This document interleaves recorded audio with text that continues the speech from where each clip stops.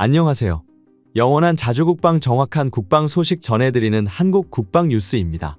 구독, 좋아요, 알림 설정 후원 감사합니다. 이스라엘과 레바논 친이란 무장정파 헤즈볼라가 60일간 휴전에 들어간 지 이제 나흘째에 접어들었습니다.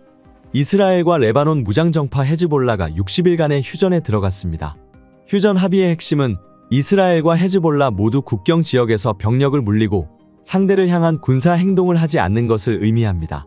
또 국경 주변엔 레바논군과 레바논 주둔 UN 평화유지군만 주둔할 수 있도록 한 UN 안보리 결의를 준수해야 합니다. 이를 위해 레바논 국방장관은 국경 지역인 남부의 정부군 병력을 10,000명으로 늘리겠다고 휴전 이행 계획을 밝혔습니다. 하지만 이 임시휴전이 불안한 상태로 유지되고 있다는 소식인데요. 현지 시간 29일 알자지라 방송에 따르면 이스라엘군은 레바논 남부 키암 마을 공동묘지에서 장례를 치르던 주민에게 총격을 가했습니다. 심지어 이날 오후에는 이스라엘 군이 레바논 남부 헤즈볼라의 이동식 로켓 발사대를 겨냥한 드론 공습도 감행했다고 일간지 타임스 오브 이스라엘이 보도했습니다. 이스라엘군은 천천히 움직이는 트럭을 타격한 공습 영상과 함께 공개한 성명에서 레바논 남부에서 헤즈볼라의 이동식 로켓 발사대 움직임이 포착됐다며 공습으로 위협을 제거했다고 주장했습니다. 또한 레바논 남부에서 이스라엘에 대한 위협과 휴전 협정 위반에 대응하는 작전을 수행 중이라고 덧붙였습니다. 전쟁이 발발하기 전 헤즈볼라는 앞선 2006년 이스라엘의 레바논 침공 때 한 달 동안 전쟁을 벌인 바 있습니다. 이스라엘은 헤즈볼라를 제거하려 했으나 강한 저항 앞에 목적을 달성하지 못하고 전원 철군했던 전적이 있습니다. 이 전쟁은 이스라엘이 건국 이후 벌인 수많은 전쟁 중에서 사실상 처음 패배한 전쟁으로 평가받고 있습니다. 이스라엘은 지난 2차 세계대전에 비롯해 오랫동안 민족적인 아픔을 가지고 있기에 일본에게 식민 지배를 당하고 한국 전쟁까지 치른 한국의 아픔을 공유하고 있습니다. 이스라엘은 전범국인 독일을 비롯해 일본에게도 좋지 않은 감정을 가지고 있는데 일본이 오래전부터 과거의 잘못을 지우려는 시도를 못마땅해 했습니다. 과거 유대인 홀로코스트역 사박물관 개관식에서 세계 40여 개국 주요 지도자를 초청했는데 일본인은 단 한 명도 초청하지 않았죠. 세계적인 강대국인 일본이 초청받지 못한 배경에 대해 기사를 읽은 예디오트 아로노트는 미국이 원자폭탄을 투하한 히로시마와 나가사키를 홀로코스트와 비교하려 일본이 시도하기 때문이라고 밝혔습니다. 이런 보도는 일본이 2차 일으킨 전범국가이면서도 나가사키의 히로시마를 부각함으로써 마치 자신들이 가해자가 아닌 피해자인 양 국제사회 이미지를 부각시키라는 것을 지적한 것이었습니다. 이에 이스라엘은 역사를 왜곡하려는 일본에게 비판적인 입장을 보이면서 주한 이스라엘 대사관은 대사관 중에서 독도와 동해를 유일하게 표기하고 이스라엘 국정교과서에도 동해를 표기하며 독도를 한국 영토로 확실하게 표기하고 있습니다. 한국과 일본 사이에 중립을 취하려는 국가도 있지만 아직도 많은 국가들이 동해를 일본해로 표기하고 있죠.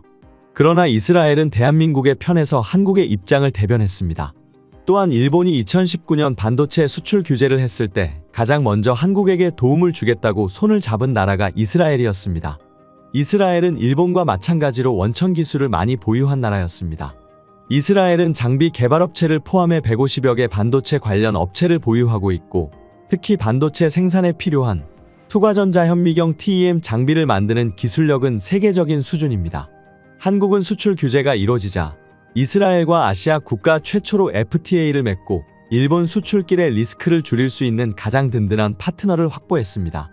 이처럼 이스라엘은 자율주행 분야와 빅데이터 등 미래 신산업 분야의 원천 기술을 많이 확보해 세계 최고 수준의 혁신 국가이면서도 무엇보다 한국의 반도체 제조용 장비를 가장 많이 수출하는 국가였습니다. 한국은 수많은 원천 기술을 가진 이스라엘과 기술 협력을 하면서 완성차 브랜드가 없는 이스라엘에게 자동차를 더 많이 수출하게 되었습니다. 이스라엘에서 한국 차는 오래전부터 잘 팔렸는데 현대기아차는 9년 연속 일본 도요타를 제치고 점유율 1위를 차지하고 있습니다.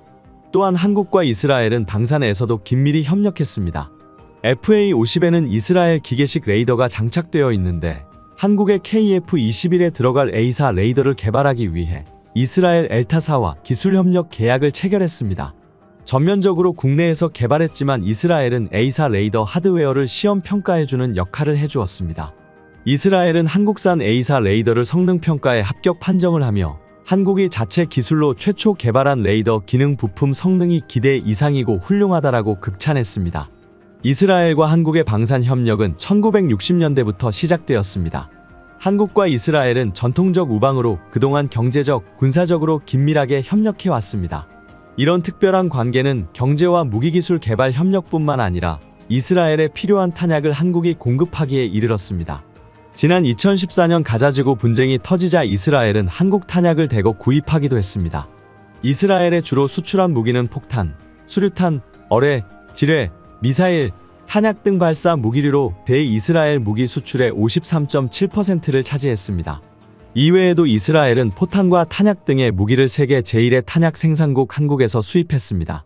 이번에 이스라엘을 공격한 하마스가 북한제 로켓을 사용한 것으로 확인되고 있기에 현재 전쟁이 장기화되어 포탄이 부족해지면 한국에게 도움을 요청할 가능성이 크다고 보고 있습니다. 한국은 지금 전 세계에서 가장 많은 탄약을 비축하고 있는 국가이자 가장 높은 생산 능력을 가지고 있습니다. 미국은 지난 1월 러시아와 우크라이나 군에게 포탄을 지원하기 위해 중동 분쟁 발생 시 사용하기 위해 이스라엘에 비축했던 포탄 30만 발을 보낸 바 있습니다. 그런데 우크라이나 전쟁이 끝나기도 전에 중동 분쟁이 발생하면서 다시금 이스라엘에게 탄약을 전하는 상황이 되어버렸습니다. 사실 우크라이나 전쟁이 장기화되면서 탄약이 점점 부족해지고 있는데 최근 미국은 탄약이 부족해지자 앞선 탄약 100만여 발을 우크라이나에게 제공하게 되었습니다. 우크라이나는 우수한 성능으로 K-방산 효자 품목으로 자리 잡은 K9 자주포와 천공투 등을 한국이 제공하기를 희망했고 힘들다면 155mm 포탄만이라도 달라는 것입니다. 그는 탄약통의 바닥이 보이고 있다고 표현하면서 나토 회원국들과 방위산업체들이 훨씬 빠른 속도로 생산을 늘려야 한다고 말했습니다. 현재 러시아는 품질 수준을 낮추는 대신 생산량을 크게 늘리고 북한에서부터 탄약을 지원받아 우크라이나보다 우세한 상황입니다. 영국 BBC는 미국이 재선된 트럼프 대통령의 임기가 돌아오기 전까지 탄약 생산량을 2배 이상 늘리고 에이테킴스 미사일을 지원하는 뿐만 아니라 EU는 지난달 방산업계 EU 기금을 지원하겠다며 탄약 생산지원법을 추진하는 등 생산량을 늘리기 위해 힘쓰고 있다고 했습니다. 그러나 우크라이나군의 수요를 충당할 만큼의 성과를 내지 못했다고 했습니다. 또한 최근 탄약 가격이 급등하면서 점점 더 많은 비용을 지불해야 하는 상황이라 서방 지원에 여력의 한계가 왔습니다. 이런 가운데 이스라엘 전쟁까지 터져 장기화되고 있는 상황에서 이 탄약 부족을 어떻게 감당할 것인지에 대한 말이 나오는 가운데 세계에서 가장 큰 탄약 비축 물량을 보유하고 가장 높은 생산력을 가지고 있는 한국이 주목받고 있습니다. 우크라이나 전쟁에서 한국은 러시아와 관계를 생각해서 직접 지원하지 않고 우회 지원 형태가 되었고 미국에서 내년 초 취임할 트럼프 당선인 입장에서는 한국의 무기 지원이 우크라이나의 전쟁을 지연시킬 수 있기에 부정적으로 보고 있습니다. 하지만 이스라엘의 입장에서 한국산 무기는 그렇지 않습니다. 한국이 많은 포탄을 가지고 있는 이유는 1300대 이상의 전차와 3000문의 자주포를 운영하고 있기 때문에 현재 한국이 보유한 105mm 포탄은 약 340만 발, 155mm 포탄은 390만 발 정도인 것으로 알려져 있습니다. 한국이 가지고 있는 탄약은 품질과 강도 면에서 세계 최고라고 평가받는데 또한 현재 155mm는 작심하고 만들면 월 30만 발 이상을 생산할 수 있고 풍산에서 만드는 각종 포탄을 다 합치면 연간 1억 발의 탄약을 생산할 수 있다고 했습니다. 이번 러우 전쟁과 이스라엘 하마스 전쟁이 장기화되면서 한국의 풍산과 에너지, LIG, 넥스원 등 방산 기업들의 주가가 가장 먼저 올라가게 됐습니다. 우크라이나와 이스라엘에서 벌어진 무력 충돌에서 여전히 재래식 무기가 사용되며 무엇보다 충분한 탄약 보유가 중요하다는 사실을 깨닫고 있습니다. 한국은 앞으로 이 때문에 탄약을 공급할 수 있는 가장 중요한 나라가 될 것으로 보이고 있는데 탄약을 생산하는 기업 풍산은 놀라운 성과와 계획들을 발표하고 있습니다. 풍산은 탄약 공급 외에도 폴란드의 요청에 따라 폴란드에 탄약 공장을 지으려고 하고 있습니다. 폴란드는 한국산 K2 전차와 K9 자주포 수입과 연계하여 풍산과 한국 정부 측에 현지 탄약 공장 건설을 요청한 것으로 전해지고 있습니다. 그런데 폴란드는 K2 전차 1000대와 K9 자주포 700여 문을 도입하려 하는 중이며 이에 탄약 생산 공장의 규모도 상당할 것으로 보고 있습니다. 이 탄약 공장이 지어지면 폴란드와 동유럽은 물론 이번에 충돌이 벌어진 이스라엘에게도 수출이 될 수 있다는 전망이 나오고 있습니다. 이스라엘은 중동 전쟁을 치를 때 미국의 전차 지원을 요청했지만 이는 받아들여지지 않았고 당시 한국이 신형으로 바꾸려 보유 중이었던 셔먼 전차 400대 가량을 이스라엘로 보냈습니다. 해당 전차는 생산이 중단된 지 20년이 지난 구형 전차로 당시 이스라엘의 부족한 부품으로 사용할 수 있게 해주었고 개조해서 실전에 투입되기도 했습니다. 결국 전차가 절실했던 이스라엘에게는 엄청 큰 도움이 되었다는 것입니다. 이후 이스라엘은 이에 대한 보답으로 중동 국가들에게 노획한 T-55, T-72와 같은 소련제 전차와 자신들이 싸우면서 얻은 실전 데이터 등을 한국에게 꾸준히 보내줬습니다. 한국의 K1 전차 개발 시 이스라엘의 실전 데이터를 상당히 참고하기도 했는데요. 특히 전차를 설계 당시부터 중동전에서 이스라엘의 전차 운용을 참고하여 고성능의 사격 통제 장비를 갖추었으며 이로 인해 초탄 명중률이 매우 높아졌다고 했습니다. 이는 대전차 전투 시 초 단위의 대부분의 전투가 완료된다는 한국 전차 전술의 목표를 이뤄낸 것이죠. 또한 이후에도 미사일 방어체계 구성, 무기 개발, 대북 제재 등 군사와 안보 면에서 한국과 이스라엘은 튼튼한 협력 관계를 유지하고 있습니다. 최근 우리 군이 도입할 K2 전차에 국산 변속기가 장착되면서 전차의 심장이라 불리는 파워팩이 모두 국산화될 예정이라고 밝혔습니다. 방위사업청에 따르면 28일 제164회 방위사업추진위원회 회의를 열고 K2 전차 4차 양산 1500마력 변속기 적용안을 심의 의결했습니다. 기존에는 K2 전차의 국산 엔진과 함께 독일산 변속기가 장착되었습니다. 이로 인해 해외 수출 시 독일 정부의 승인을 받아야 하는 등의 번거로움이 있었지만 이제는 아닙니다. 2028년까지 생산되어 우리 군에 공급될 150대의 K2에는 독일산이 아닌 국내 방산업체 S&T 다이내믹스에서 제작한 변속기가 장착됩니다. 그동안 한국은 상당한 수준의 국산 변속기를 개발했지만 방사청의 기준은 너무나도 높았습니다. 그런데 최근 방사청 주관의 내구도 검사에서 1500마력의 국산 변속기가 까다로운 테스트를 통과했습니다. 이 중국산 엔진에 독일산보다 훌륭하다는 1500마력 한국산 변속기가 장착된다면 K2의 전체 기동력은 더욱더 강력할 것이라고 했습니다. 그렇기에 같은 경우는 국산 변속기가 내구도 검사에 대한 평가가 끝나지 않았는데 벌써 920억 원 상당의 국산 변속기 도입 계약을 체결했습니다. 이미 튀르키예 사막에서 펼쳐진 수천 킬로미터 실전을 통해서 그 성능을 입증했다고 인정한 것입니다. 한국산 파워팩이 완성되면서 튀르키예를 비롯해 이제 중동 국가들에게 엄청난 러브콜이 이어질 것으로 보고 있습니다. 이렇게 능동방어 시스템의 한국산 파워팩까지 완성되면서 K2 전차를 도입하려는 국가에서 발생하는 모든 문제점이 해결되었다고 말하고 있습니다. 루마니아에서는 내년에 K2 전차 계약을 체결할 것으로 예상하고 있는데 지금 급히 K2 전차를 도입하려는 또 다른 국가가 나타났습니다. 유럽 관문에 위치한 아르메니아입니다. 수렘 파피키안 아르메니아 국방장관은 지난달 한국을 방문해 K2 전차 구매 가능성을 검토했습니다. 아르메니아는 아제르바이잔과 전쟁까지 치르고 최근에도 국경 분쟁이 벌어지고 있습니다. 러시아가 최근 아제르바이잔 편을 들면서 아르메니아는 미국과 합동훈련을 하고 있는데 최근 아르메니아 적국 아제르바이잔에서는 놀라운 보도를 내놨습니다. 아제르바이잔의 한 언론은 지난 9월 13일 미국 아르메니아에 무기를 공급하기 위해 아시아에 압력을 가하다라는 제목의 기사를 보도했습니다. 이 매체는 아르메니아 국방부 장관인 수렘 파피키안이 아시아의 방산무기 도입 사업을 위해 한국을 방문했다고 했습니다. 지난 4월 브뤼셀에서 아르메니아에 미국 무기를 공급하기로 합의했는데 미국은 거기서 멈추지 않았다고 했습니다. 미국은 아르메니아 판매된 프랑스 군용 장비는 성능이 좋지 않은 것으로 알려졌으며 우크라이나도 한때 이 장비를 거부했다고 했습니다. 실제로 프랑스는 아르메니아와 K사르 자주포 36대를 계약하고 단거리 미사일 수출도 추진한 바 있습니다. 미국은 프랑스가 수준 낮은 무기를 팔려는 것을 탐탁지 않게 보았습니다. 프랑스가 아르메니아 무기 도입 과정에 참여하자 미국은 프랑스의 개입을 차단하고 2억 5천만 달러를 지원하면서 한국산 K2 전차를 사라고 권유했다고 했습니다. 지금 미국은 미국산 무기를 팔면서 생기는 공백에 한국산 무기를 적극적으로 권유하고 있습니다. 폴란드, 루마니아 모두 미국산 에이브람스 전차를 도입하면서 K2 전차를 도입하거나 검토하고 있는데 아르메니아에서도 미국은 에이브람스 전차와 K2 전차를 운영할 수 있게 유도하고 있다고 했습니다. 아르메니아를 비롯해 많은 동료 국가들이 험준한 산악지형과 낡은 교량을 가지고 있어 가볍고 기동성이 좋은 전차가 필요한데 에이브람스가 해주지 못한 역할을 K2가 대체해주고 있습니다. 특히 한국은 미국이 가지지 못한 놀라운 생산력으로 많은 국가에 무기를 공급하며 전쟁의 불안감을 해소해주고 있습니다.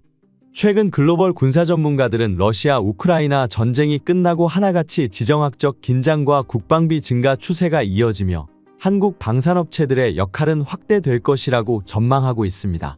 전쟁 당사자인 우크라이나와 그를 지원한 서방 국가의 전력 손실은 심각한 수준인데 현재까지 유럽 여러 국가에서 우크라이나에 공여된 중화기는 전차 830대, 155mm, 152mm 곡사포 633대로 각각 유럽연합 전차 보유량의 21.4%, 30.7%에 달하는 수준입니다. 또 우크라이나 전쟁에서 손실된 전차 수는 우크라이나의 기존 보유량을 포함해 이미 920대에 달하며 보병전투차 및 수송차량 등을 포함한 장갑차 손실량은 그보다 훨씬 많은 2460대입니다. 이것은 유럽 국가의 국방 전력에 완벽하게 공백이 생긴 것이라고 했습니다. 현재 유럽 최대의 전차 생산업체 중 하나인 KNDS의 레오파드 전차 생산 능력은 현재 월세대에서 대대로 연간 40에서 50여 대에 불과한 것으로 알려졌습니다. 지금 현대로템은 생산량을 늘려서 한 달에 40에서 50대를 내놓을 정도의 놀라운 생산량을 보이고 있는데 레오파드 전차는 한국이 한 달에 생산할 수 있는 물량을 1년 동안 꾸역꾸역 만들고 있기에 많은 국가들이 한국을 찾을 수밖에 없다는 것입니다. 한편 최근 카덱스 2024에서 한국산 전차의 새로운 소식이 전해졌는데요. 이에 대해서는 루마니아의 관심이 굉장히 높았습니다. 루마니아 군사매체 디펜스 루마니아는 지난 5일 루마니아도 구매하고 싶어하는 한국산 K2 전차의 능동방어 시스템이 장착됐다 라는 제목의 기사를 보도했습니다. 이 매체는 한국 방산업체 현대로템이 카덱스 2024에서 첨단 능동방어 시스템 APS를 탑재한 K2 블랙팬서 전차의 최신형을 선보였습니다. 이 업그레이드는 대전차 유도미사일 ATGM, 대전차 탄약 RPG를 포함한 다양한 유형의 대전차 위협을 견딜 수 있는 전차의 능력을 크게 향상시킨다고 찬사를 보냈습니다. 또한 루마니아는 한국산 전차 도입에 대한 계약을 한층 더 구체화시키고 있습니다. 또한 유럽 군사매체 아미레코그니션에 따르면 이번 업그레이드를 통해 K2 블랙팬서는 세계에서 가장 보호받는 전차 중 하나로 자리매김하고 있으며 전쟁에서 이미 강력한 성능을 더 강한다고 했습니다. K2 전차에 장착된 능동방어 시스템은 대전차 발사체를 적극적으로 방어하면서 기존 수동장갑보다 훨씬 더 강력하고 또한 이런 반응 메커니즘을 통해 K2 전차는 강화된 방어력과 자신감을 갖고 전장에서 기동할 수 있으며 효과적인 공격 및 방어 능력까지 가지게 되었다고 했습니다. 그동안 K2 전차는 기동력과 정밀한 공격 능력은 뛰어나지만 측면 장갑이 취약하다면서 이번 우크라이나 전쟁을 통해 드러난 드론과 대전차 로켓을 어떻게 막을 수 있냐는 우려가 있었습니다. K2 전차를 도입하려는 국가들에서 도입을 반대하는 이들은 항상 이를 가지고 나왔는데 한국은 더 이상 할 말이 없게 만들었습니다. 한국은 재빠르게 고폭탄 대전차탄, 대전차 로켓, 대전차 유도 미사일을 무력화시킬 수 있는 능동보호 시스템을 완성했습니다. 한국의 개발 속도는 물론 생산 속도까지 세계가 경악할 지경입니다. 이는 폴란드만 보아도 단적으로 확인할 수 있습니다. 폴란드는 대한민국에서 주문한 전투 차량의 총수가 지금까지 62대가 되었습니다. 폴란드 국방부 장관 코시니악 카미슈는 이번 달 K2 블랙팬서 전차 6대가 실린 함선이 하역되었다고 알렸습니다. 상반기에 18대, 하반기 초 5대, 그 다음 달 5대의 K2 전차가 전달되었는데 불과 20일이 지나 다시 6대가 인도되었습니다. 폴란드 첫 번째 계약에 따라 180대의 탱크 중 62대가 이미 폴란드에 인도되었습니다. 지금 이 속도는 2-3일 만에 K2 전차 한 대가 생산된 다른 곳으로 유럽에서는 한 달에 한두 대를 생산하는 것도 빠르다고 자랑하고 있지만 대한민국은 차원이 다른 수준입니다. 전 세계 유례없는 생산 속도로 폴란드는 물론 K2 전차를 도입하려는 국가들을 놀라게 하고 있습니다.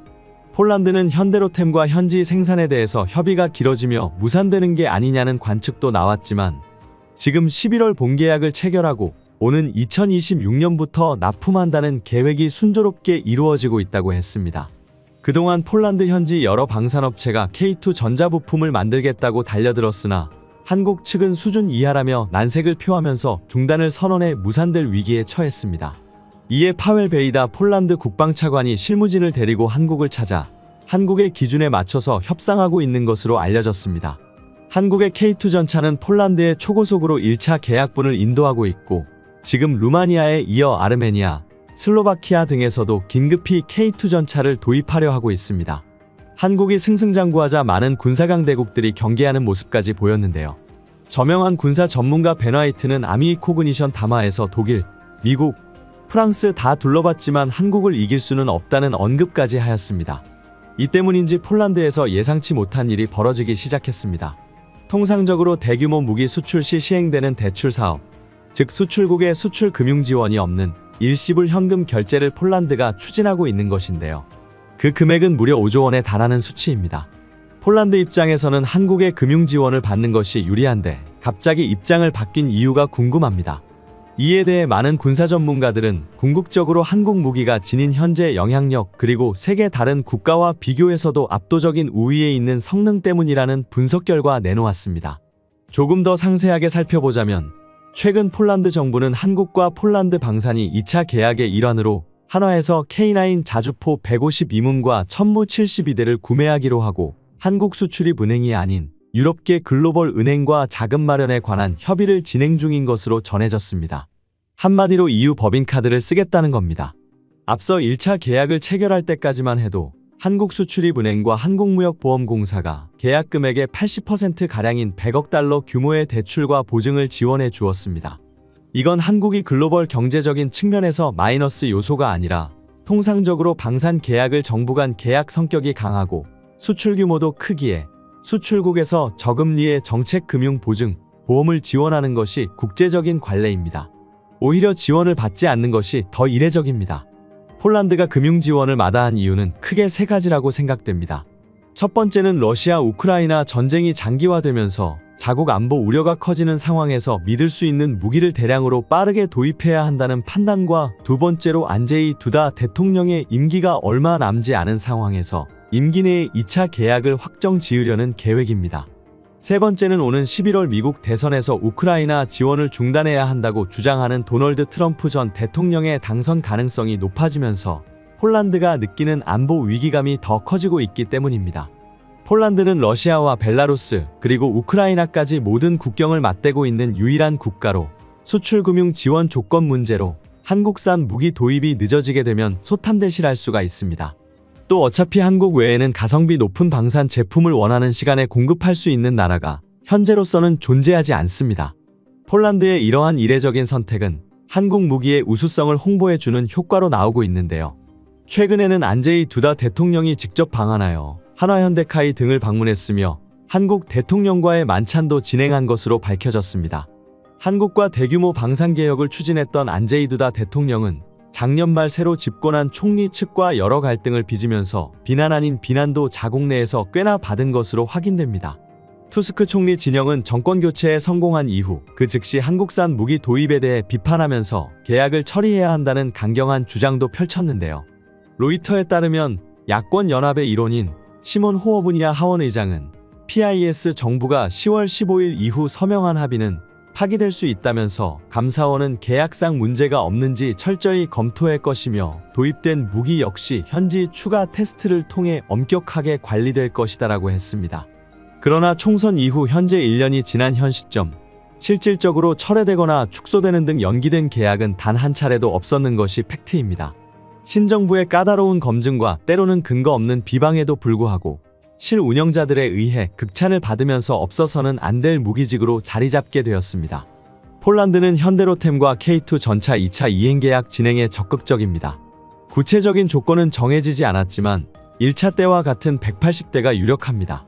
계약 규모는 1차에 약 40억 달러를 크게 웃도는 70억에서 80억 달러, 하나로는 약 9조에서 11조 원에 이르는 수준입니다.